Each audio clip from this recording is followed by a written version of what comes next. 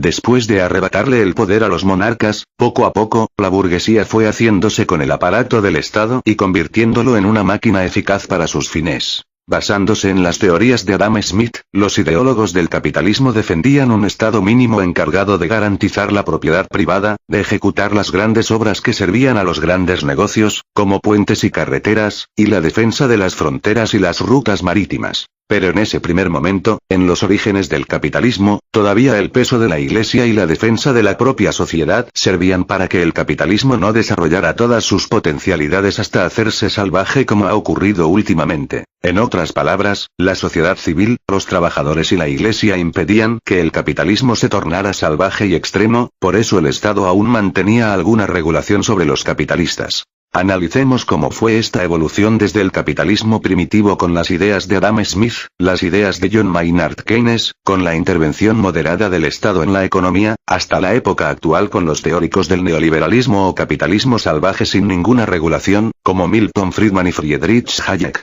Adam Smith, el padre de la economía política. Adam Smith nació en 1723 en Escocia. Economista y filósofo. Es el fundador de la economía política. Analiza la ley del valor y enuncia la problemática de la división de clases. Adam Smith considera el capitalismo como el estado natural de las relaciones sociales.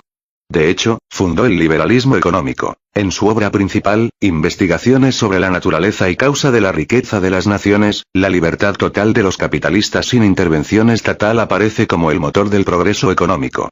La mano invisible.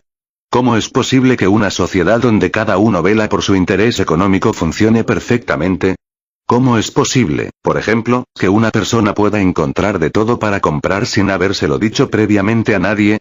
La respuesta que da Adam Smith es que se logra gracias a una mano invisible que coordina los mercados y los distintos intereses propios, los que, gracias a ella, se armonizan espontáneamente. O sea, según Smith, la mano invisible del mercado lo arregla todo en economía. La existencia de este orden natural hace que la interferencia gubernamental sea indeseable en la mayoría de las materias, y es precisamente por esto que Adam Smith se identifica con la idea que los gobiernos se limiten a mantener la paz y a proteger la propiedad. Todo lo demás es derecho y responsabilidad del individuo. La tolerancia, característica de su personalidad, explica por qué, a pesar de ser un liberal, no solo aceptó, sino que también propuso algunas intervenciones de la autoridad en temas como la educación e, incluso, la beneficencia pública. La división del trabajo en el pensamiento de Adam Smith. Para Adam Smith la división del trabajo es la principal fuente de crecimiento y desarrollo de un país. Esto es posible debido a que aumenta la habilidad del trabajador al dedicarse a un número pequeño de operaciones. Es decir, si 10 personas realizan aisladamente alfileres, podrían hacer solo unos cuantos por persona. En cambio, si trabajando juntos cada trabajador se especializa en una parte del proceso, solo uno corta, el otro estira el alambre, el otro pega a la cabeza, etc., al final del día se tendría una producción muchísimo mayor. Según Smith, esta es la clave del crecimiento económico. No obstante, a pesar de los grandes beneficios que le genera a un país la división del trabajo, Adam Smith considera que esta división es la causa principal de que un grupo importante de la población se idiotice, al tener que realizar labores muy mecánicas. Aquí radica la importancia que le da este autor a que el Estado incentive la educación y la religión como una forma de mitigar este mal causado. Este último punto refleja bien la personalidad de Adam Smith como un liberal moderado. Si bien a priori era contrario a la intervención de la autoridad en materia económica, siempre estuvo dispuesto a incluir excepciones a sus reglas generales. Observamos, que a diferencia de los neoliberales de hoy que promueven el capitalismo salvaje, el padre del liberalismo promovía que el Estado se encargara de la educación de los trabajadores. Estado social keynesiano. John Maynard Keynes, primer barón Keynes, nació el 5 de junio de 1883, y murió el 21 de abril de 1946, fue un economista británico, considerado como uno de los más influyentes del siglo XX, cuyas ideas tuvieron una fuerte repercusión en las teorías y políticas económicas. Las teorías de Keynes rompieron con la abstención del gobierno en la marcha de la economía, demostrando que la intervención del Estado en la economía era capaz de cambiar el ciclo económico. En momentos de ciclo bajo, el Estado animaba la economía estimulando la capacidad de compra, logrando crecimiento económico y, por tanto, creación de empleo, aunque también inflación. Cuando el ciclo era alto, reducía la inflación enfriando la economía, reduciendo el crecimiento, retirando dinero de la circulación y aumentando el desempleo. Eso significaba que era posible influir en la economía a través de los impuestos, el gasto público y la política monetaria. Ese estado keynesiano, llamado en Europa Estado social y en América Latina Estado desarrollista, fue hegemónico en el ámbito occidental hasta 1973, donde el sistema se hundió al generarse al tiempo alta inflación y recesión. El New Deal o Nuevo Trato fue un programa de reformas económicas introducido por el presidente Roosevelt en los Estados Unidos en 1933 para hacer frente a la severa depresión de la época. El New Deal o Nuevo Trato se propuso establecer un sistema de seguridad social federal para los millones de pobres y desempleados que existían en ese momento, así como revitalizar la agricultura y la industria, que se hallaban en medio de una profunda recesión. Apoyándose en las teorías de Keynes, en la práctica este cambio de rumbo significó que el Estado adquirió un papel en la economía que no había tenido jamás en los Estados Unidos y la creación de lo que luego se pasó a denominar el welfare state, o estado de bienestar. Los problemas creados por esta expansión del Estado se expresaron con claridad solo muchos años más tarde. Fue en la década de los 70 que los presupuestos fiscales deficitarios crearon una fuerte inflación y que se percibió la incapacidad de muchos programas sociales para lograr los objetivos propuestos, en especial el de la eliminación de la pobreza. De allí surgió la llamada revolución conservadora del neoliberalismo de la década de los 80, bajo la administración del presidente Ronald Reagan, que impuso un decisivo viraje hacia una economía de libre mercado. Pero veamos cómo se originó esta teoría neoliberal que promovió el archiconservador presidente Reagan. El origen del neoliberalismo. En abril de 1947 a las faldas del Monte Pelerín, en los Alpes suizos, Friedrich von Hayek y Milton Friedman reunieron a un nutrido grupo de intelectuales de derecha para expresar su repudio al New Deal y el keynesianismo que en ese momento dominaba el mundo económico. El objetivo de Hayek, Friedman y la treintena de empresarios y políticos convocados, entre los que se contaba Karl Popper, quien acababa de publicar La Sociedad Abierta y sus enemigos, era sentar las bases ideológicas para una reducción del aparato estatal que con la revolución del economista británico John Maynard Keynes había cobrado un nuevo ímpetu en el liderazgo del desempeño económico.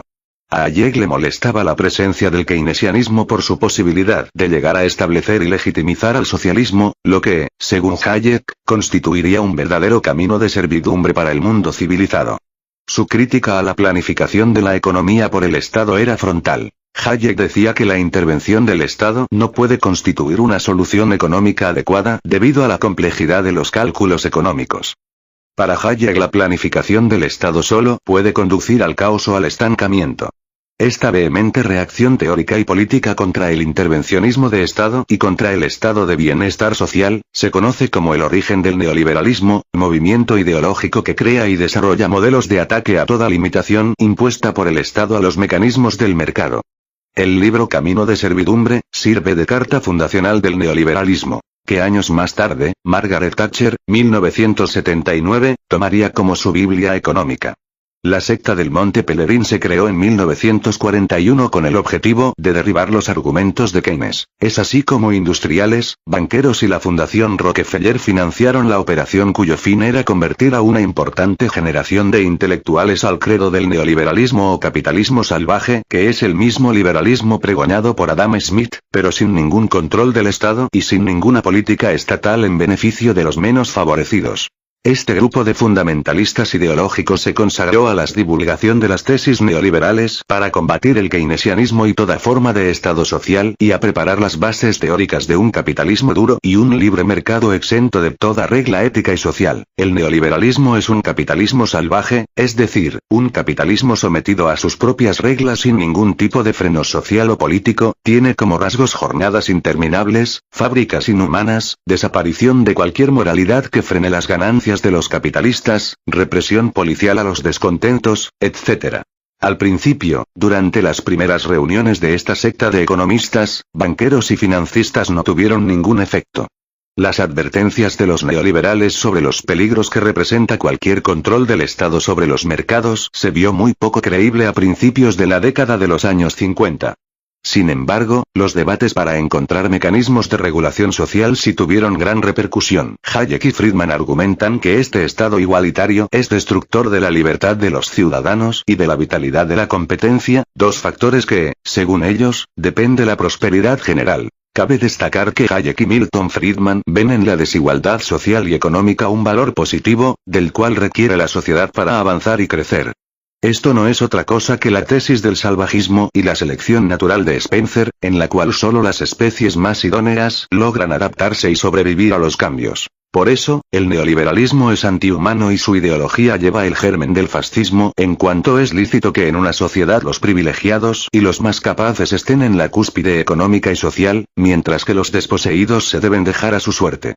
En esto son aún más malvados que los nazis y fascistas, que al menos promovían la atención del Estado para los menos favorecidos con educación y salud gratuitas. Tenía que pasar un cuarto de siglo para que las tesis del capitalismo salvaje, sin ningún freno estatal de Hayek y Friedman, pudieran saltar a la palestra del escenario mundial en la década de los 80.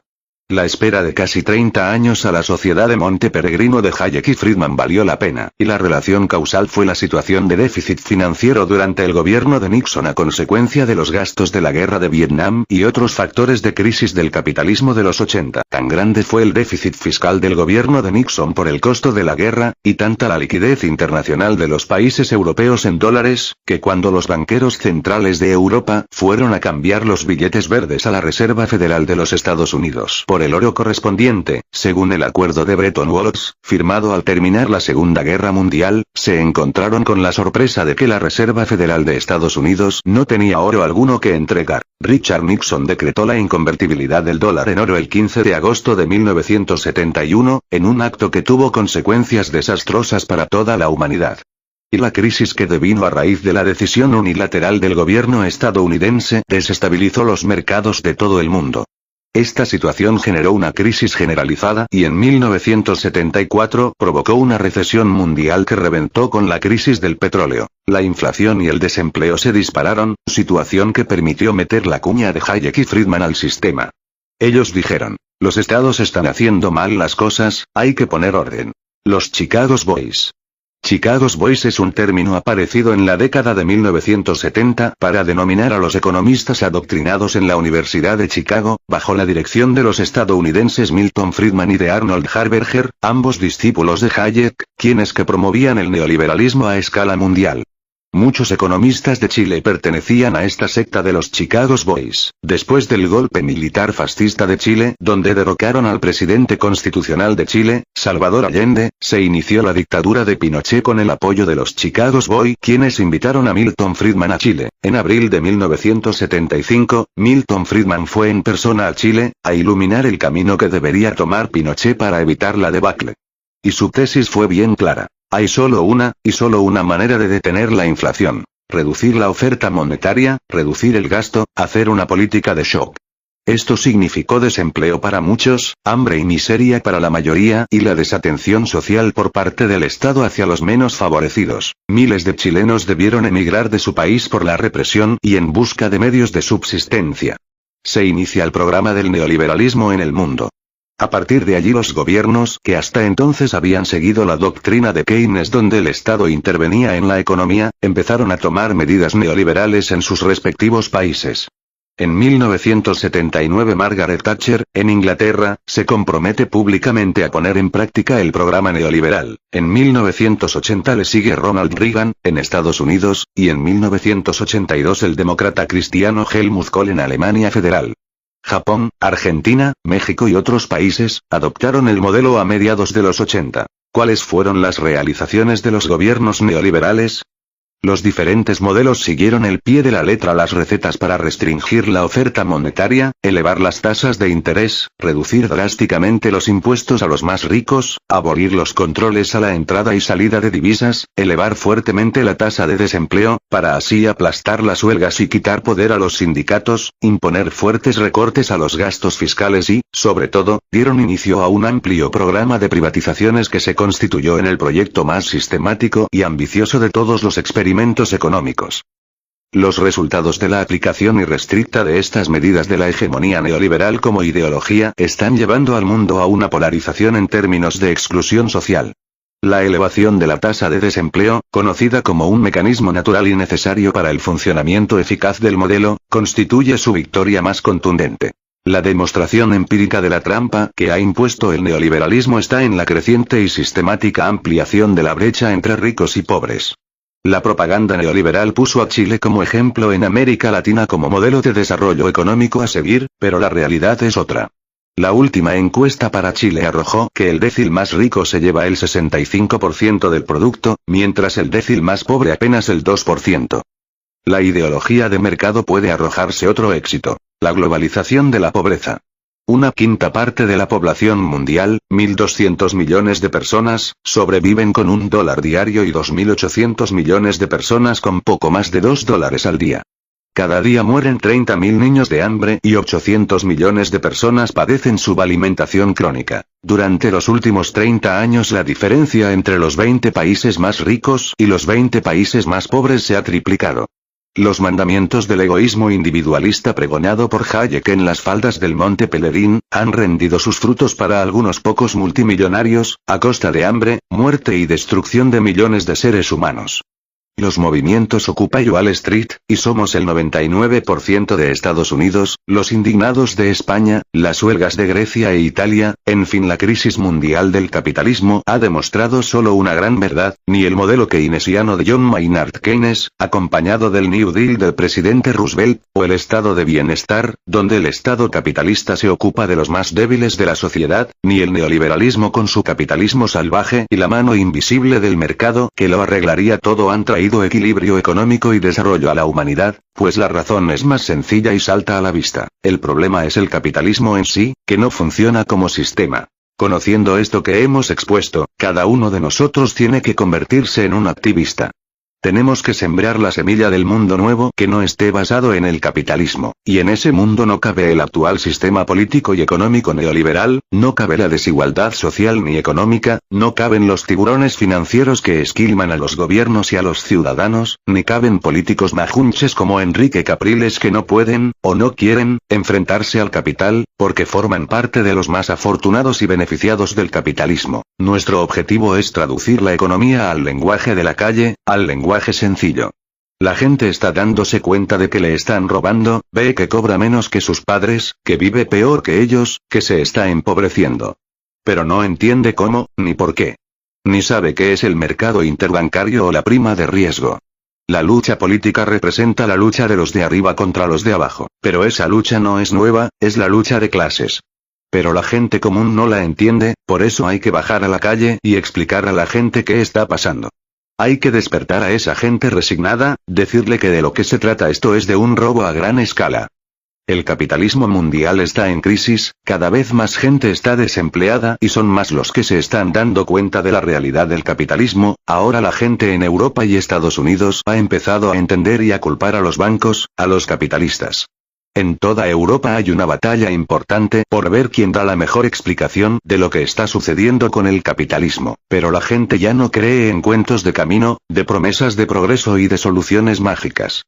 En los países capitalistas la gente se da cuenta de que sus dirigentes no tienen respuesta a la crisis, que improvisan. Asimismo, en Venezuela Capriles Radonsky improvisa. Hay gente impaciente con el gobierno de Hugo Chávez que apoya a Capriles esperando encontrar una solución mágica a sus problemas, pero Capriles y Primero Justicia no la tienen, porque ellos son parte de la crisis, apoyan la solución más negativa que es dejar que la mano invisible del libre mercado por sí solo, sin intervención del Estado, resuelva los problemas. Sus asesores siguen las reglas de los Chicago Boys, la doctrina del Monte Pelerín, de Hayek, de Milton Friedman.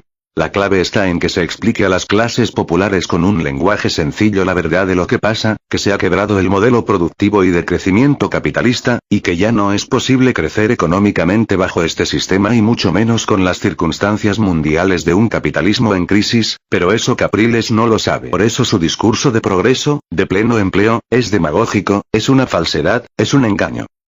Quisiéramos ver a Capriles haciendo una disertación sobre todos estos temas que hemos expuesto acá, pero este candidato majunche no tiene los conocimientos, ni la personalidad para un debate de este nivel. Sus asesores, muy sabiamente le han recomendado que rehuya estas discusiones, pues quedaría en evidencia su ignorancia. Por eso, su discurso es vacío, sin sentido, lleno de lugares comunes y cancioncitas pegajosas estilo Chelique Sarabia, al mismo estilo de los adecos en sus mejores tiempos. Su autobús del progreso no es más que una trampa cazabobos donde solo pueden montarse los que sin saberlo serán llevados a un país con economía neoliberal, un capitalismo salvaje con los más avaros capitalistas y empresarios sin ningún control del Estado, con un pueblo empobrecido esperando que la mano invisible del mercado solucione los problemas de la mayoría.